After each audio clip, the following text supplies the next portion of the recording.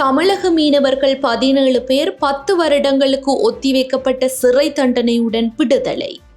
இலங்கை இந்திய மீனவர் பிரச்சினை என்பது இன்றளவும் தீர்வு காண முடியாத பிரச்சினையாக உள்ளது.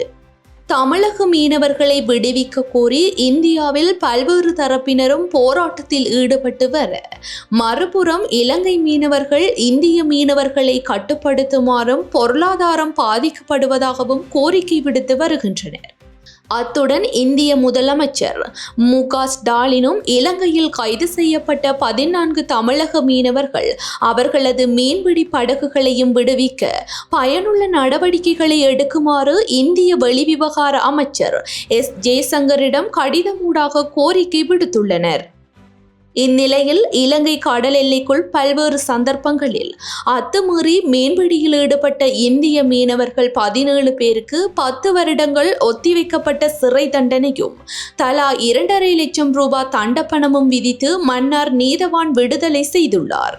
அத்துடன் கைது செய்யப்பட்ட மீனவர்களில் ஒருவர் அனுமதி பத்திரமின்றி இலங்கை கடற்பரப்புக்குள் நுழைந்து சட்டவிரோத மீன்பிடியில் 2வது தடவையாக ஈடுபட்டமை கண்டறியப்பட்ட நிலையில் குறித்த நபருக்கு 24 மாத சிறை தண்டனையும் விதிக்கப்பட்டுள்ளது.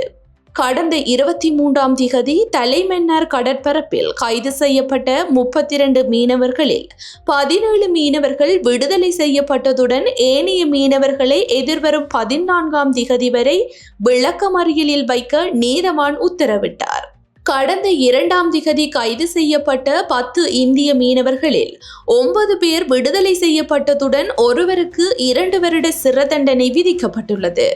அதேவேளை கடந்த 20ஆம் திகதி கைது செய்யப்பட்ட 4 மீனவர்களும் மன்னார் நீதவானால் விடுதலை செய்யப்பட்டுள்ளனர்.